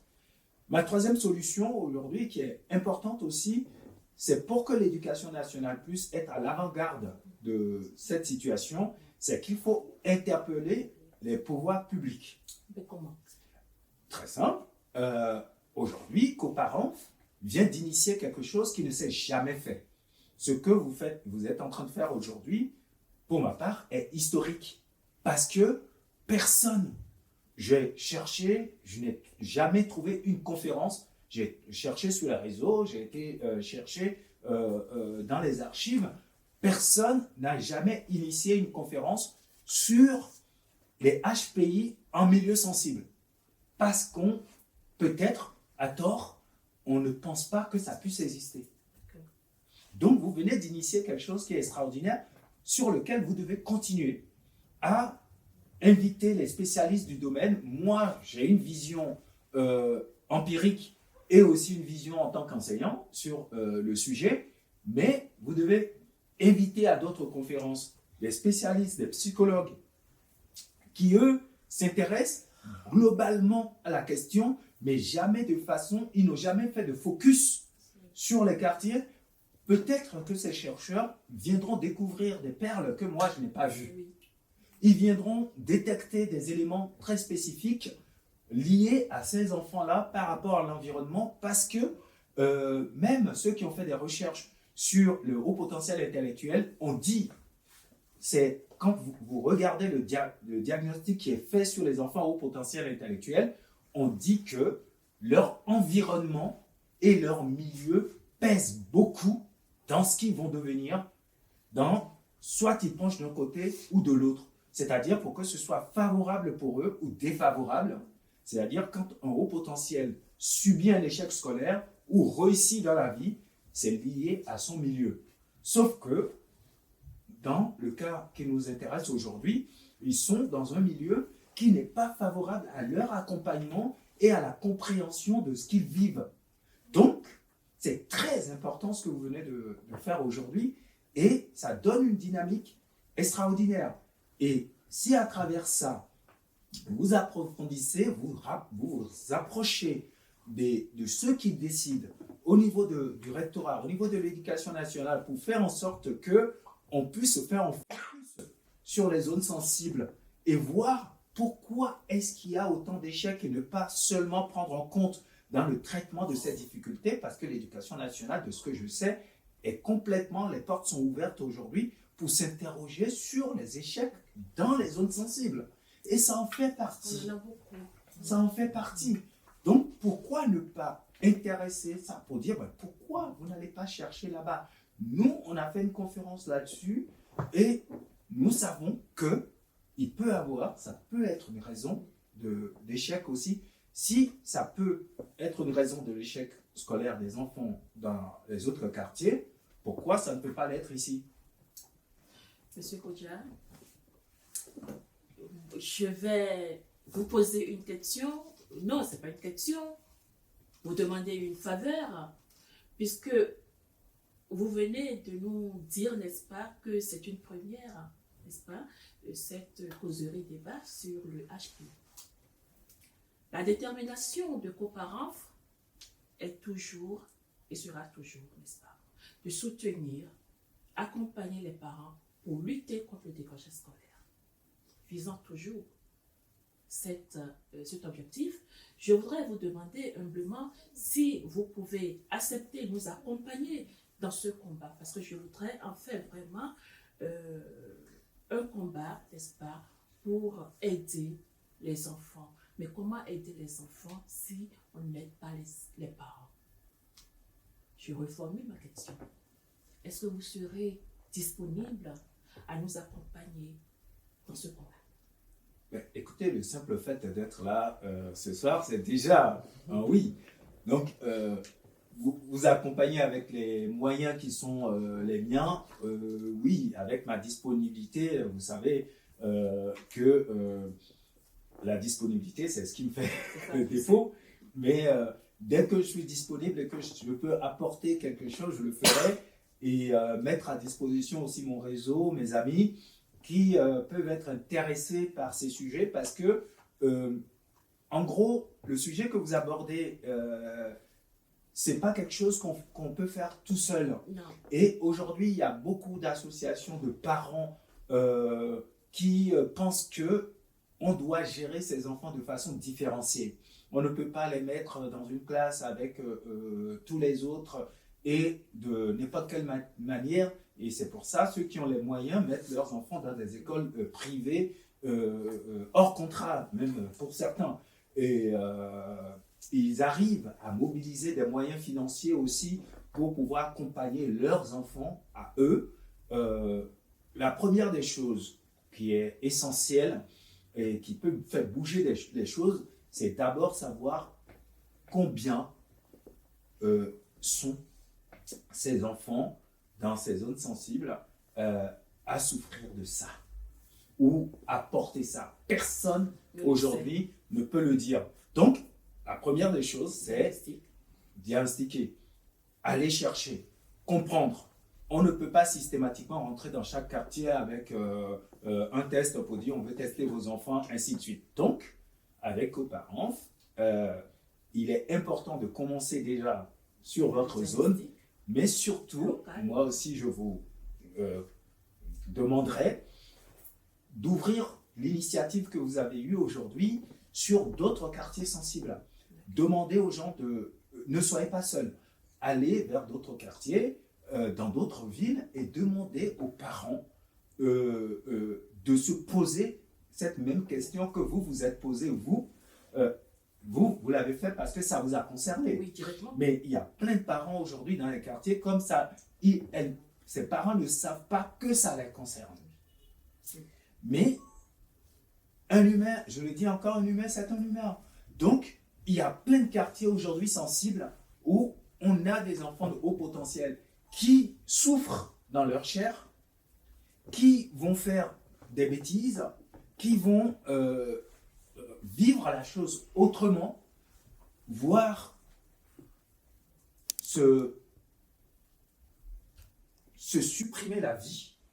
Parce qu'on arrive juste, le fait juste de rentrer dans les bandes ou de jouer au chouf ou de faire comme ça, c'est déjà une forme de suicide. L'enfant qui quitte sa famille, sa cellule familiale, son éducation et ainsi de suite, les gens pensent souvent que c'est parce que les parents n'arrivent pas à les tenir. Non, on connaît les mères dans ces quartiers, on connaît les pères dans ces quartiers, on sait comment ça fonctionne. Quand un enfant sort du cadre, il faut comprendre, je ne suis pas en train de dire que tous les enfants qui font des bêtises sont des enfants qui sont surdoués, hein. Ce n'est pas du tout mon propos. Mais essayez à étendre votre initiative et nous, on sera là pour vous accompagner et toutes les ressources dont je peux disposer, que ce soit mon réseau, que ce soit au niveau de l'éducation nationale, au niveau des ministères ou ailleurs, dès que je peux, je mettrai les ressources à votre disposition. Et d'ailleurs, j'ai commencé à le faire. Dès que vous m'avez invité pour cette réunion, j'ai fait venir ma collègue qui est très intéressée par l'histoire et qui connaît. Et c'est pour ça d'ailleurs que comme je suis quelqu'un qui aime les bonnes choses, je suis très gourmande de bonnes choses, surtout que quand ça ne fait pas de mal. Je voudrais poser aussi la même question à madame, si éventuellement vous pouvez nous soutenir et accompagner dans ce combat. Alors, moi, effectivement, je suis enseignante en lycée professionnel, donc je suis à Saint-Cloud. On pourrait comme ça se dire que voilà, c'est une ville de privilégiés, mais comme l'enseignement professionnel, c'est, on va dire, un enseignement désectorisé, j'ai effectivement des élèves qui peuvent venir de quartiers sensibles. Alors là, pour pas citer Pablo Picasso à Nanterre. Donc effectivement, j'ai pu rencontrer des élèves HPI dans mes classes, donc c'est quand même un sujet qui m'intéresse. Aussi parce que moi, ça me met aussi face à mes limites en tant qu'enseignante. Voilà. Après, au niveau des contacts, on va dire politiques, moi, j'ai pas trop ce genre de contact. Je pense que c'est plus Monsieur Kodja qui est familier de tout ça. Après, vous donner des noms de personnes référentes dans l'éducation nationale, oui, ça, je peux le faire. Effectivement. Et aussi, peut-être on en parlera après, peut-être faire aussi une causerie, puisque vous êtes enseignant, on peut aussi organiser une autre forme de causerie avec les parents, toujours dans l'objectif de les rassurer et de leur donner des outils pour accompagner leurs enfants. Je vous dis infiniment merci. Merci. Moi, j'ai une question. Oui, j'écoute. Moi, ma question, c'est vrai que j'ai bien écouté le mot haut potentiel. Et puis, tout ce que vous avez dit dedans, déjà, j'avais déjà regardé un film à propos des hauts potentiels, plusieurs films. Depuis qu'un enfant a été né, jusqu'à grandir, comment le parent le rejetait et tout ça. Elle prenait le livre toute seule pour lire. Et elle prenait même la bibliothèque. Il a lu toutes les pages. Mathilda, voilà, j'ai bien regardé Mathilda. C'est pour cela que je suis dedans, je connais un peu et j'ai regardé même en adulte aussi. J'ai oublié son nom aussi à lui. J'ai regardé quand il s'est grandi, il devient comment, j'ai regardé ça aussi. Mais moi, haut potentiel, le contraire de haut potentiel, c'est comme si un dyslexie. Oui. Voilà. Mais il faut que aussi, c'est vrai qu'il y a haut potentiel. Un parent il peut être content parce que son fils il est doué. Comme un propos aussi, on peut être triste ou bien inquiété par rapport à tout ce qui est dedans dans la vie quotidienne, mais il y a des dyslexies aussi. Comme moi, je suis victime d'une dyslexie, peut-être que je n'ai jamais dit, parce que j'avais déjà suivi les choses. Mon fils, il est comme Ibrahim, Oui. voilà, il avait une dyslexie, mais il y a plusieurs parents. On peut être content que nos enfants sont au potentiel, on est content, mais contraire de haut potentiel dyslexie, il y a des parents, il y a des enfants qui sont victimes à la maison, comme moi, mon enfant, il était victime. Et moi aussi, j'étais victime parce que,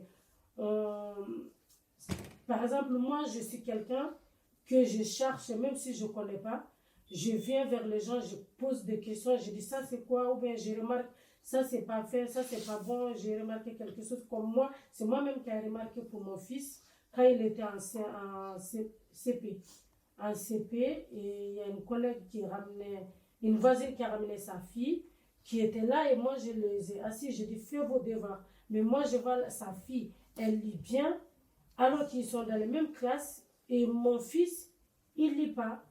Mais si, question mathématique, il est bien doué, mais question si on fait lecture, et rien, français, rien du tout. Et moi j'ai remarqué après, je lui dis viens, tu me lis, et je vois qu'il tremble. Et je dis lis, et deux fois, pour moi, peut-être il ne veut pas lire, ou bien il a quelque chose, je crie dessus. Pourquoi comme ça? Et je demande à la maîtresse, elle me dit non, ça va venir. Je dis non, elle n'a pas de notes et tout. Mais après, je me suis rapprochée d'un anime J'ai dit, s'il vous plaît, vous pouvez m'aider parce que moi, je n'ai pas fait mes études en France. J'ai fait un peu des études, je n'ai pas été loin. Mais on dirait, mon fils, il n'est pas normal. Il m'a dit, pourquoi? Et je lui ai expliqué. Et après, il m'a dit, non. Et pourtant, s'il fait son devoir, il fait toute seule. J'ai dit, il fait toute seule, mais il remarque bien si il dit, peut-être il a compris la maîtresse, il veut suivre ce que la maîtresse il a dit, mais pour lire, il ne sait pas. Et après, il m'a dit, ah oui, exactement, ton fils, il a un problème. Et moi, depuis là, après, j'ai dit, je peux faire quoi? Il m'a dit, l'orthophoniste, moi, je n'ai jamais entendu ce mot. Et j'ai demandé le médecin m'a conduit, mais on a fait plusieurs. J'ai passé par un psychologue, j'ai passé par les tests comment ça s'appelle, à Villeneuve-la-Garenne. Il y a une grande test qui est là-bas pour faire un test de dyslexie. Et il y a des taux aussi. Il y a des degrés, voilà, il y a des degrés aussi. Et moi, comme ça va, c'était pas un degré. Et je n'ai pas fermé. En plus, c'est vrai que tout ce qu'ils disent, parce que puisque c'est une famille, c'est vrai qu'on a des familles avec, puisqu'il y a des hauts potentiels comme elle est victime. Mais il y a plus, peut-être aussi, on a des dyslexies dans la famille que les enfants, ils ne veulent plus l'école. Parce que moi, mon fils, il ne voulait plus aller à l'école. Il ne se sent pas bien. C'est pour cela qu'il n'est pas scolarisé ici. C'est pour cela qu'il a une classe spéciale. SECPA. Je le fais tout ça, je n'ai pas refusé. Mais je sais qu'il y a des parents comme nous, on peut refuser. Moi, comme j'avais dit aux parents aussi des fois, il ne faut pas avoir peur des assistantes sociales. Mais il y a certains qui ne te croient pas, il y a certains qui croient. Mais toi, tu peux être capable. Comme moi, j'étais capable d'aller. Mais maintenant, je vois la différence. Par exemple, des fois, si je vois la différence, je suis heureuse pour voir mon fils, comme je dis son note, il a été même, il va en classe normale, si c'est bien. Voilà, si c'est le maths, c'est en classe normale, mais si c'est français, mais quand le jour que j'ai vu que le français, il a eu 19, j'étais heureux. Et c'est pour cela que je suis venue, je partageais, je dis, il a tellement changé. Et maintenant aussi, l'orthophoniste, il ne veut plus le suivre parce que maintenant, ça, il sait lire, mais c'est vrai qu'il faut que, si on parle de haut potentiel, il faut parler aussi de dyslexie parce qu'il y a beaucoup de parents et beaucoup d'enfants qui sont victimes. Peut-être il y a plus de dyslexie même que haut potentiel. Mais il y a nos parents, c'est vrai que nos enfants, dès petits, tu vas à l'école, ils pleurent. Tu ne sais même pas c'est quoi. Alors qu'il y a des maîtresses qui disent non, il fait des bêtises, il fait que comme ça. Alors qu'il y a quelque chose qu'eux, ils ne disent pas. Et si tu remarques ton fils bien, il faut aller là où on peut t'aider en fait. Moi, par exemple, on m'a aidé. Moi, si j'entends, je peux aider quelqu'un d'autre. Mais on n'est pas tous pareils. Comme nous, comme vous avez dit, nous les Africains, on n'est pas capable d'aller, surtout si on entend un mot psychologue, et bien un mot, comme je dis, j'ai passé avec les enfants. Plusieurs fois, dès qu'ils dessinent, eux, ils savent, les enfants, ils ont dessiné quoi. Même si c'est un crabouillage, ils savent que les enfants, ils s'expriment en quoi. Moi, je passais par là. C'est pour cela, moi, maintenant, je peux dire que à tous les parents, on n'est pas en Afrique, on est en France. Il y a beaucoup de solutions en France pour que nos enfants puissent être avancés et puissent être, par exemple, moi, mes phobies, comme j'ai toujours dit, mon phobie, c'est l'école. Et moi, je détestais que mes enfants aussi, comme mon fils, je le poussais aussi. Je dis, il ne faut pas être comme moi. Moi, je sais que dès que je levais à mon fils, je dis, je suis en France. Je me suis posé la question, je dis, on n'est pas en Afrique, on est en France. Peut-être qu'il y a quelque chose qui peut pousser mon fils d'aller en avant que moi, je n'ai pas réussi à faire des choses. Alors qu'au pays, non, ça ne pas. Mais comme moi, je rentre, des fois on parle et des fois toute seule, je dis, ah ouais, c'est vrai. Moi, c'est mon phobie. Moi, maintenant, même si au travail, on me dit d'aller faire les formations, je n'accepte pas. Parce que je n'aime pas du tout l'école où je n'aime pas m'asseoir devant l'école. Je dis, c'est mon phobie. Et moi, comme je suis comme ça, et je suis capable d'aller loin pour mes enfants, ils ne vont pas être comme ça, comme moi, je souffre. Mais c'est vrai que si tu parles aux conférences, peut-être nous, tu connais les Africains, on est beaucoup aussi comme ça. Un très bon témoignage, je vais vous laisser répondre. Sur le témoignage, ce qu'on peut retenir surtout, c'est la dyslexie, c'est une situation à part. C'est une maladie. Tout à l'heure, quand j'ai rapproché la dyslexie du haut potentiel, c'est tout simplement parce que un enfant haut potentiel peut être dyslexique. Et on en trouve. Et ce n'est pas seulement au niveau orthophonique, il peut avoir des problèmes au niveau du calcul. Il peut très bien se comporter dans l'écriture, dans la langue, dans la lecture, et avoir des problèmes au niveau des calculs, des mathématiques, et ainsi de suite. Tout simplement parce que ce type d'enfants, ils sont dans un monde à eux. Et on les appelle des génies tout simplement parce que dès lors qu'il comprend quelque chose, il va le faire plus que les autres. Mais tant qu'il n'a pas compris, qu'il n'a pas intégré, ça ne fonctionnera pas. Et c'est pourquoi il faut les prendre dans leur monde et ne pas être dans la dynamique de les ramener dans notre monde. Et souvent, ce qu'on fait, c'est ça. La disposition scolaire aujourd'hui, il faut savoir que la scolarité, l'école, avec un grand E, est un dispositif comme tout autre. Le forgeron, c'est un métier. L'école, c'est un métier. C'est quelque chose de cet ordre-là. Tout est aligné dans un dispositif très précis. Et dans le process de chaque discipline ou de chaque chose que nous faisons, il y a des aptitudes qui sont développées, qui sont demandées. Un forgeron, on va lui demander un truc. Un maçon, on va lui demander un truc. Un secrétaire, on va lui demander quelque chose de spécifique. L'école va préparer les gens, surtout au niveau de la tête. Sauf que le haut potentiel, c'est quelqu'un qui voit le monde à 360 degrés. Lui, il voit les choses larges, alors qu'on lui demande de les voir comme ça. Donc, il n'arrive pas à rester dans le tunnel. C'est ça son problème. Donc, l'écriture, c'est une activité, c'est un apprentissage. Donc, il peut avoir des difficultés à ce niveau. La lecture, c'est un apprentissage. Il peut avoir des difficultés à ce niveau. Par contre, si on le laisse et on l'observe, on va voir qu'il a d'autres puissances dans d'autres domaines. Donc, on a un exemple, hein, Mbappé, peut-être qu'il ne serait pas un génie scolaire, mais aujourd'hui en foot, on sait ce qu'il vaut. Donc, voilà, et puis dans l'expression, on sait qu'il tient la route et il parle parce qu'il a développé non seulement ses pieds, mais il a développé un génie au niveau de l'élocution et il tient des entretiens pas possibles. Est-ce que c'est un haut potentiel? J'en sais fichtre rien. Il faut retenir aussi quelque chose, c'est que un enfant peut être très bon à l'école. Souvent d'ailleurs, les enfants qui sont premiers de classe là, ce ne sont pas des hauts potentiels. Ce sont des enfants qui, eux, savent apprendre. C'est-à-dire, on vous dit, tu apprends ça et puis tu vas le restituer. Lui, il le fait. Rarement les hauts potentiels sont les premiers de classe tels qu'on les voit. Les hauts potentiels, ce ne sont pas les premiers de classe. Pourquoi? Parce que ce qu'on lui apprend, ce n'est pas ça qui l'intéresse. C'est ce qu'il découvre qui l'intéresse.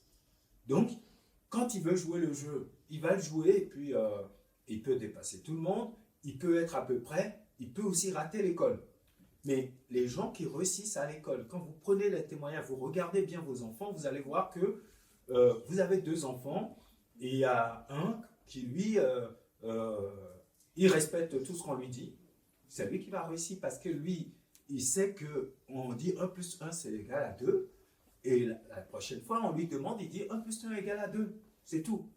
Le haut potentiel, il va te dire, mais pourquoi 1 plus 1 ne peut être égal à 2? Qui a décidé que c'est 2? Et pourquoi il faut dire que c'est 2? Et 2, ça veut dire quoi? Et c'est là que ça commence à se compliquer. Alors que l'autre ne se pose pas de questions. Et donc, quand on voit réellement les premiers de classe, ceux qui réussissent dans la vie, qui sont dans un métier, qui sont avocats, qui sont ingénieurs, qui sont... Surtout l'ingénieur, c'est encore plus carré que ça. Ce n'est pas le haut potentiel qui est un ingénieur dans la majorité. Non, ça ne l'intéresse pas, lui, ça. C'est tellement ce que vous dites, ça me concerne tellement que je dis, mais on dirait que c'est lui qu'on décrit, quoi.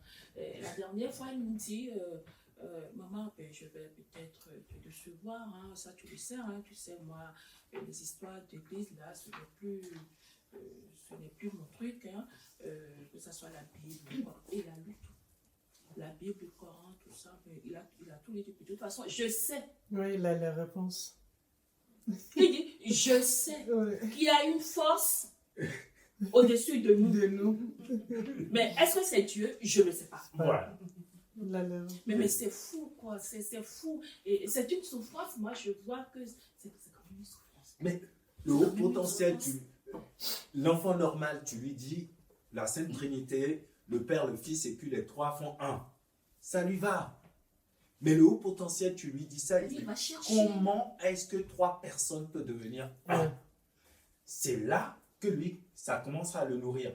Et les choses comme ça, pour lui, vous allez penser qu'il s'en fout. Non, ça le passionne.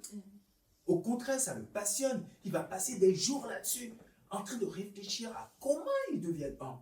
Lui, ce qui l'intéresse, ce n'est pas qu'ils sont un. N'importe qui, tu lui dis à l'école, comment on calcule le périmètre d'un rectangle, il te calcule le périmètre d'un rectangle, il s'en fout. Le haut potentiel, il dit pourquoi on le calcule comme ça. Et c'est Il là, va comprendre. mais c'est là qu'il faut commencer à les comprendre. Or, aucun enseignant n'a la possibilité de lui dire voilà pourquoi on a décidé de le faire. Et c'est là qu'il va te dire ben, selon Pythagore, ainsi de suite. Mais les autres n'ont pas besoin de Pythagore, ils ont juste besoin de La réponse, reproduire. L'école, c'est ça. L'école, c'est une reproduction. L'école, c'est une reproduction des acquis. C'est-à-dire, au moment où on a accepté communément que c'est ça, on transmet à nos enfants dans les classes que c'est comme ça. C'est ça l'école en réalité. Donc, un enfant normal qui veut réussir dans la vie, on lui dit, nous avons tous accepté communément que c'est comme ça que ça va se passer. Ok, que Napoléon a réussi ou a perdu à Waterloo, ok, on est d'accord. Donc, quand tu vas lui demander à l'élève normal, il va te dire la même chose. Tu lui demandes au haut potentiel, il va dire, mais comment ça se fait que vous me dites que Napoléon a perdu? Non. Et il m'a dit, déjà, dans la naissance de Napoléon, est-ce que tu sais comment il est né? Et là, il va te commencer. Et quelquefois, on a l'impression que ce sont des gens qui sont dispersés. Il n'est pas dispersé du tout. Le problème que tu lui as posé au centre, mais lui, il va chercher tout ce qui est périphérique. Et c'est là la difficulté qu'ont les parents.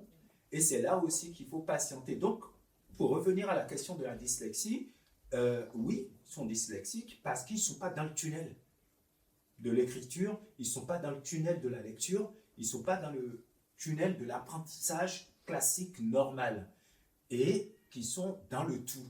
Et dans le tout, quand aussi tu n'as pas la puissance, parce que nous avons tous un corps qui peut avoir ses propres fragilités. Quand ton corps n'est pas suffisamment puissant pour porter la capacité de ton potentiel intellectuel, forcément, les choses qui sont cloisonnées alors que toi tu es circulaire, tu ne peux pas les porter et ça te fragilise.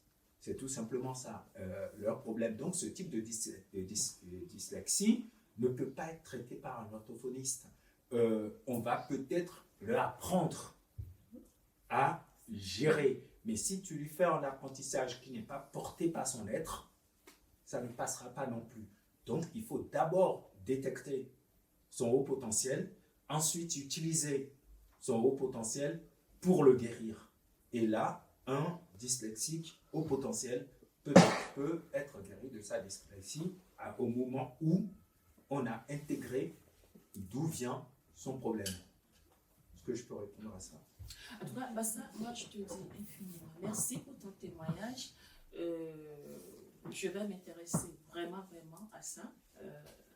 Je te le promets. Tu sais qu'à chaque fois que tu me dis quelque chose, je vais chercher, surtout que ça va dans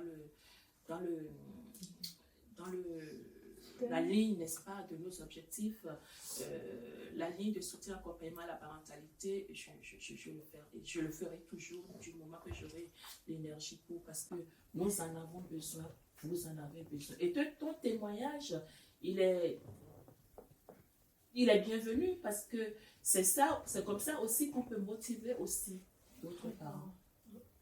Vous voyez? Donc, ton témoignage, ça va être sur YouTube, mais les gens, un parent peut-être qui va regarder peut se dire, mais tiens, c'est peut-être, je vais essayer, peut-être je vais contacter l'association Coparents pour voir s'ils peuvent m'écouter.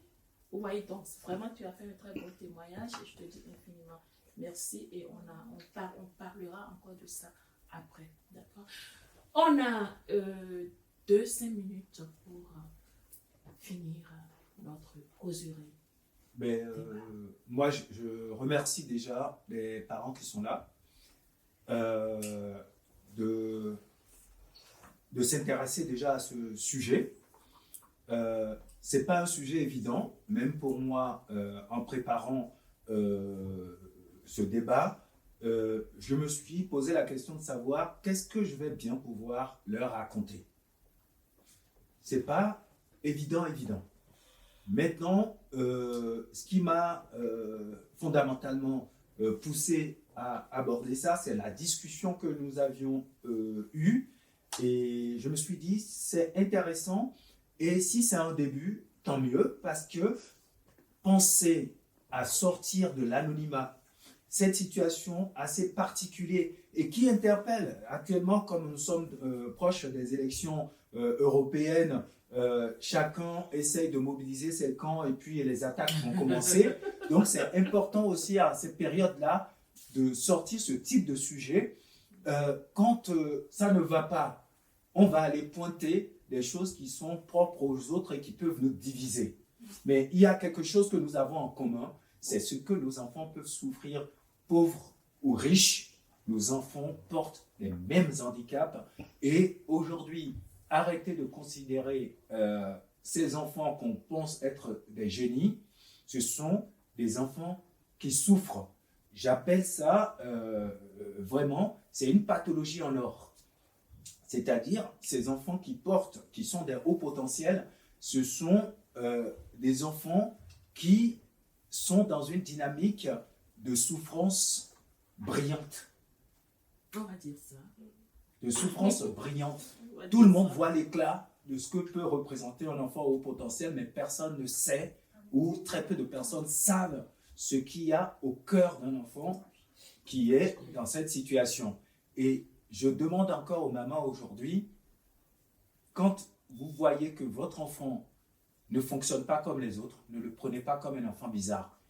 Posez-vous des questions, rencontrez des spécialistes, venez à Coparents et demandez comment on peut accompagner cet enfant. Et commencez très tôt, parce que plus tôt on commence, et mieux c'est. Et on peut, il y a des structures dans ce pays pour accompagner des enfants comme ça. Quand ils deviennent grands, ça devient plus compliqué. Il a déjà eu beaucoup de blessures, il a déjà eu beaucoup de difficultés.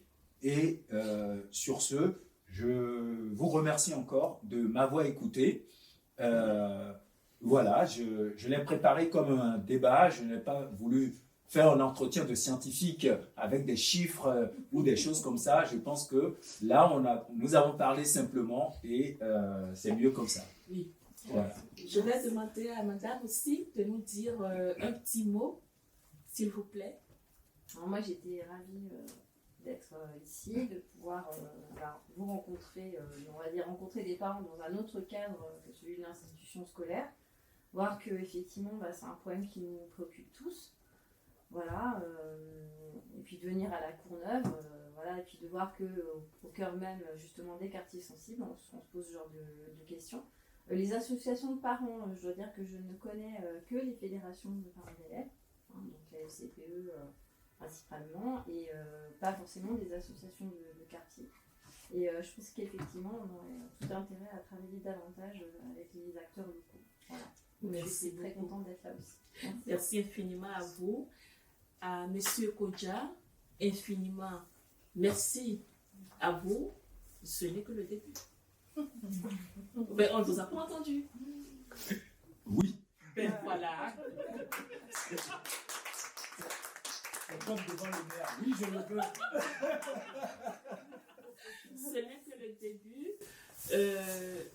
Chers parents, chère maman, infiniment merci à vous. Vous étiez au rendez-vous, toujours et toujours. Et ce combat sur le HPI vient de commencer. Et comme l'a dit M. Kodja, il faut que nous le portons.